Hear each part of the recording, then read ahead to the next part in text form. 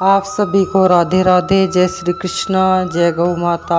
आज की वीडियो में मैं आपको बुधवार व्रत कथा के बारे में बताऊंगी कि बुधवार की व्रत की कथा क्या है।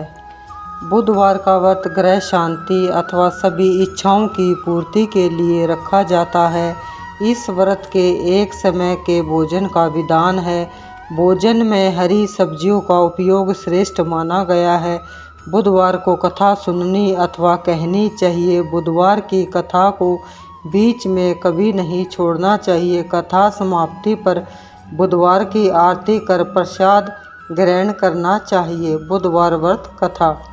एक समय की बात है, एक व्यक्ति अपनी पत्नी को लेने अपनी ससुराल गया। वह व्यक्ति कुछ समय अपनी ससुराल में रहा और एक दिन अपनी पत्नी को साथ ले जाने की बात कही, लेकिन ससुराल के सभी लोग कहने लगे कि आज बुधवार का दिन है, तो आज के दिन यात्रा नहीं करते हैं।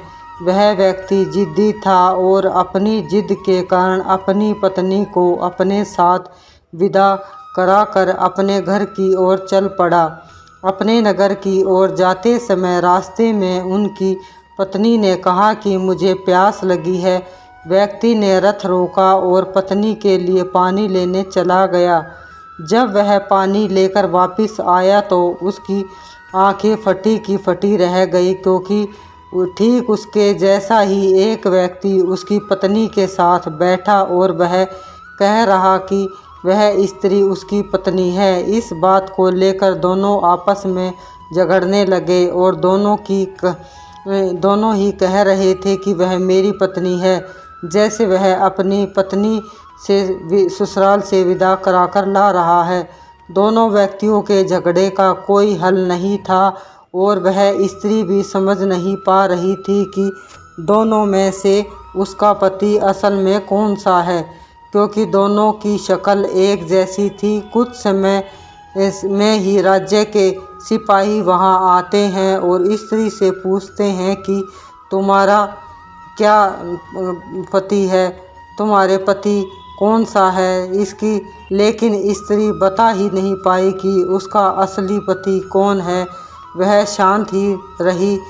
उस समय व्यक्ति भी समझ नहीं पाए कि इसका पति कौन सा है और कुछ समय के बाद नहीं आ रहा था कि मन ही मन भगवान से उसका पति प्रार्थना करने लगा कि हे परमेश्वर, यह क्या है, क्या लीला है जिससे सच्चा व्यक्ति झूठा बन गया है। उसी समय आकाशवाणी हुई कि हे मूर्ख, आज बुधवार के दिन तुझे गमन नहीं करना चाहिए। तूने किसी की बात ही नहीं मानी, इसलिए भगवान बुद्धदेव ने यह लीला रची।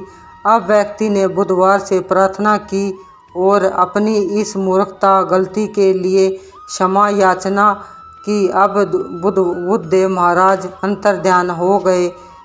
यह अपनी पत्नी को सब घर ले जाता है और दोनों पति पत्नी नियम पूर्वक बुधवार का व्रत करना आरंभ कर देते हैं। जो व्यक्ति बुधवार के दिन इस कथा को पढ़ता अथवा सुनता है, उसे बुधवार के दिन यात्रा करने का दोष नहीं लगता। उसे सभी प्रकार के सुखों की प्राप्ति होती है।